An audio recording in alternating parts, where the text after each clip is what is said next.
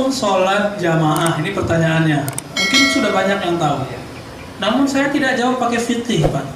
Kita masih ingat awal kajian dulu, kalau belajar Islam terbagi 3, ada fikih, hukum, ada akidah, yang ketiga ada bab ihsan, bab tazkiyatun nafs, penyucian jiwa, bab rohani, bab akhlak, akhlak kepada Allah, akhlak kepada Rasulullah, akhlak kepada makhluk. Saya mau tanya, Pak, pernah baca nggak riwayat Nabi ditanya oleh sahabat, apa hukum sholat fardu? Pernah dengar nggak? Saya jamin nggak pernah ketemu. Kenapa? Sahabat Nabi itu adabnya kalau Nabi beramal langsung ngerjain. Langsung ngerjain. Ini adab sahabat Nabi. Nabi kerjakan, mereka kerjakan. Nabi kerjakan, mereka kerjakan. Dan wallahi Nabi seumur hidup tidak pernah meninggalkan sholat jamaah walaupun 1 kali. Lalu muncullah ilmu fikih, ilmu hadis, ilmu tasawuf, ilmu tauhid, ilmu tafsir, semuanya ilmu baru yang ada setelah Nabi SAW. Tapi bibitnya sudah dari zaman Nabi SAW. Akhirnya orang nanya, kalau saya tidak jamaah dosa nggak? Nah, di sini muncul perbedaan 4 imam, 3 bilang sunnah muakkadah. Sunnah muakkadah itu dikit lagi wajib. 1 imam, murid Imam Syafi'i namanya Ahmad bin Hanbal bilang wajib.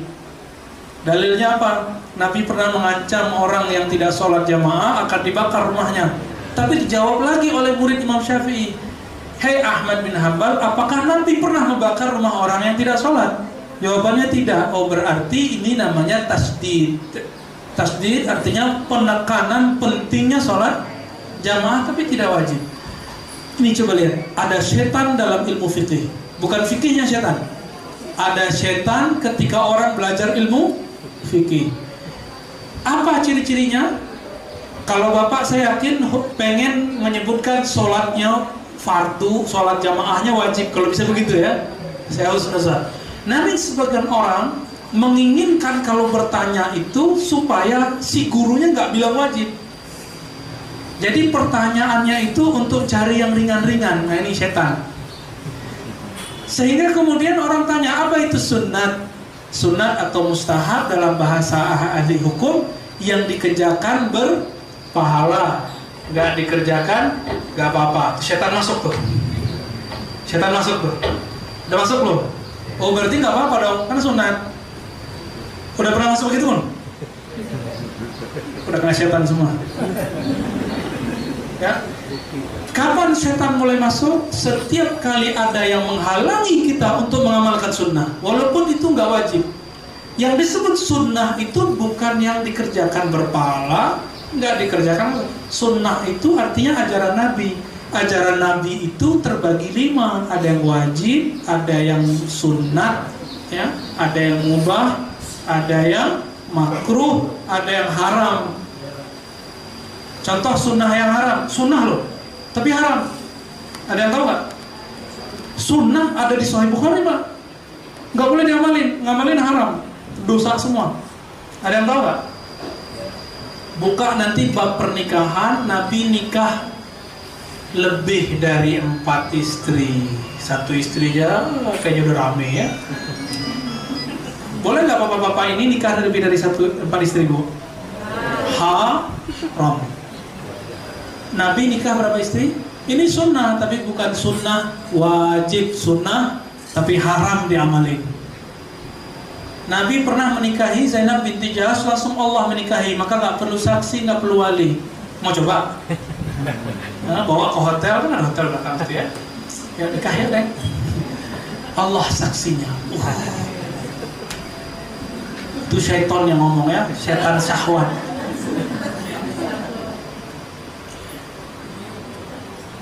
Ini syaitan yang masuk ke dalam ilmu fikih. Fikihnya oke, tapi ketika orang belajar syaitan masuk di situ. Nah, hati-hati di bab ini. Jadi kalau belajar fikih bukan menghindari amalan, tapi belajar fikih itu supaya mudah mengamalkan. Ini contoh yang paling sering. Dulu saya mengisi training zakat, Pak. Nyampe di satu tempat, ada ibu-ibu, Masya Allah, setiap jarinya ada yang kuning ya. Kebayang? Di gelangnya kiri kanan, itu kayaknya 2 kilo tuh ya. Kalau dilepas, kekuatannya seperti Sun Goku kayaknya, Dragon Ball. Cepet pukulnya kayaknya. Ibu-ibu ini nanya, Ustaz, saya dengar kalau kita punya perhiasan gak wajib zakat. Gitu. Saya punya banyak perhiasan, Ustaz. Saya tanya, ibu yang ibu pakai yang mana?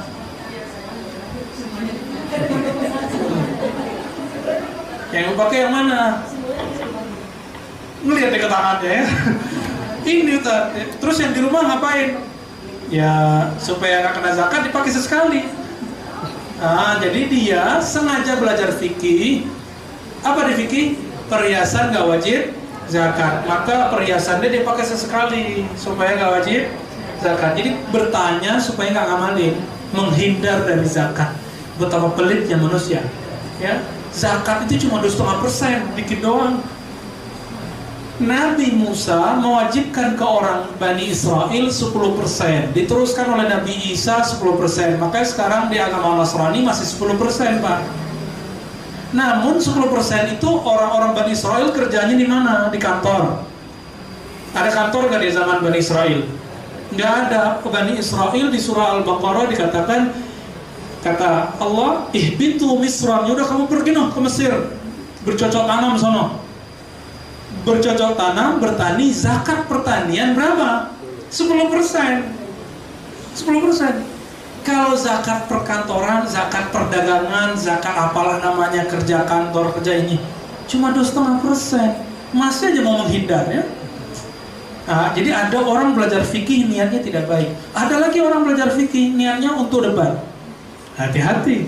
Dalam hadis yang sahih riwayat para imam sunnah dikatakan, man ta'allamal ilma liyubahi, siapa yang belajar ilmu ya, yang tidak pantas kecuali hanya untuk Allah, liyubahi bihal ulama, untuk berbangga-bangga depan ulama, walimariya bihas sufaha, untuk mendebat orang-orang yang kurang ilmunya, lam yasum raihatal jannah, tidak bisa mencium bau surga. Jadi nanti kalau Pak Ardin, Bapak ketemu, ada teman, dia niatnya kalau pengajian, pulang pengajian mau nyalahin kita, dia nggak cium bau surga, Pak. Bau surga itu bisa dicium dari 500 tahun perjalanan, bahkan wallahi bisa dicium semenjak di dunia. Apa dalilnya? Satu kali Nabi bersabda, idza marartum bi riyadil jannah farta'u, jika kamu lewat di kebun-kebun surga, maka cicipilah, petiklah lalu iciplah. Wa qila ma hiya ya Rasulullah, apa yang disebut kebun surga wahai Rasulullah? Qala hilaqud dzikr, yaitu komunitas-komunitas zikir, komunitas-komunitas yang mengingat Allah Subhanahu wa taala. Jadi nanti saya mau kirim nanti Asmaul Husna. Nanti setiap mau pengajian kita baca Asmaul Husna, karena dalilnya Sahih Bukhari, man ahsaha dakhala jannah. Siapa yang ahsa, menghafalkan, mengulang-ulang, membacanya, pasti masuk surga. Mau nanti? Tolong nanti pengurus di copy ya. Nas'aluka ya man. Kita baca setiap kali mau pengajian atau di akhir? Nanti kita coba lihat ya waktunya.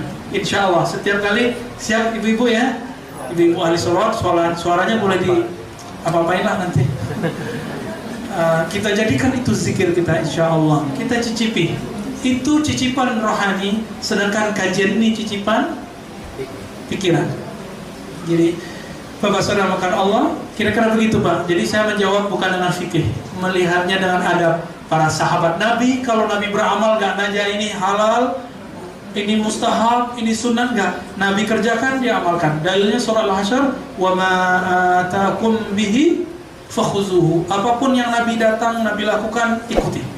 Selain yang haram tadi ya. Baik. Masih ada 5 menit. Dari ibu dulu deh ya, nanti Pak. Mau ditambah atau cukup? 9. Kalau ditambah cukup 10 menit atau 15 menit ya. Sepakat? Tambah 15 menit dari jam 9. Baik. Silakan Ibu. Namanya? Pak Ustaz, saya Bibi.